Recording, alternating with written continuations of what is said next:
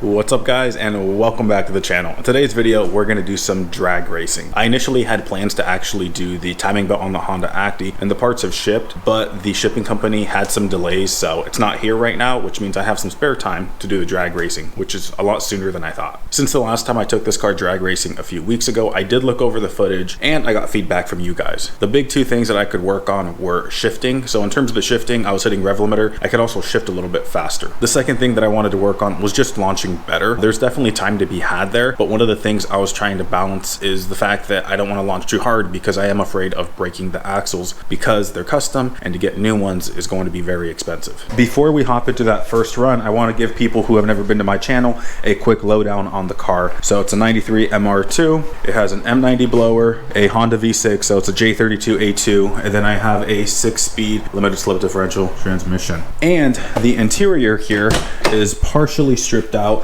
I pretty much just use this car to have fun. There's not really any other purpose besides that. Now that you got the lowdown on the car, we'll hop into that first run.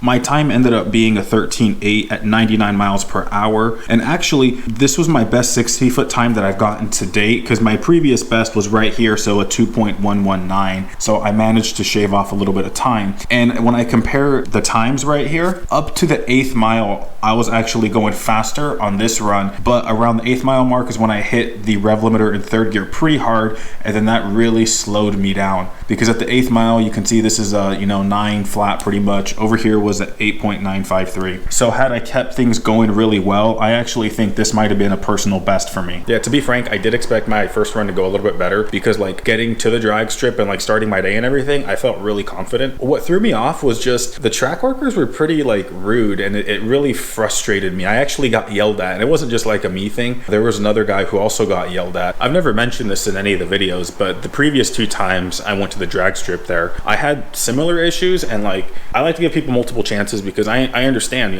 people have bad days, stuff happens, but it's a consistent thing. So I'll be honest, I don't think I'll ever go to the Woodburn drag strip again, but nonetheless, I was already there, so I was going to try to get a second run.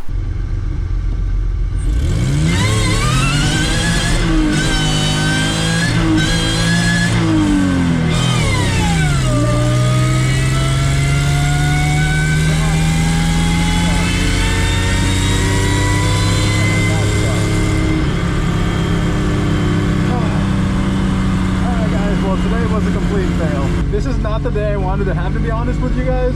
I got here first thing in the morning at 8 o'clock when they opened up. I thought I was going to get a bunch of passes. I've gotten 2. It's time to go home. That second run did not really go how I expected either. I was trying to be a little bit more aggressive with the launch, so I launched around 2,500 RPM. I just dropped the clutch.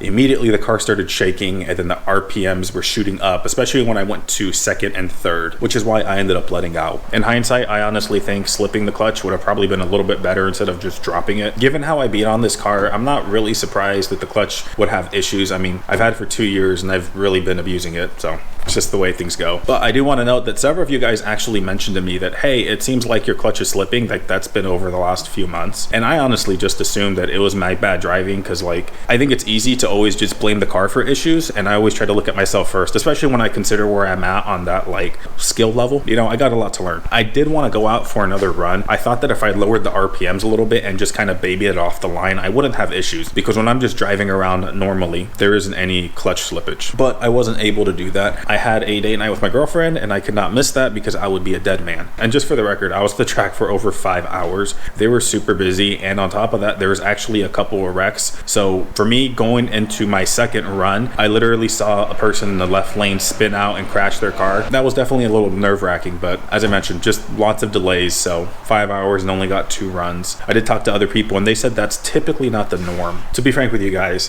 I'm very disappointed with how the day went as a whole.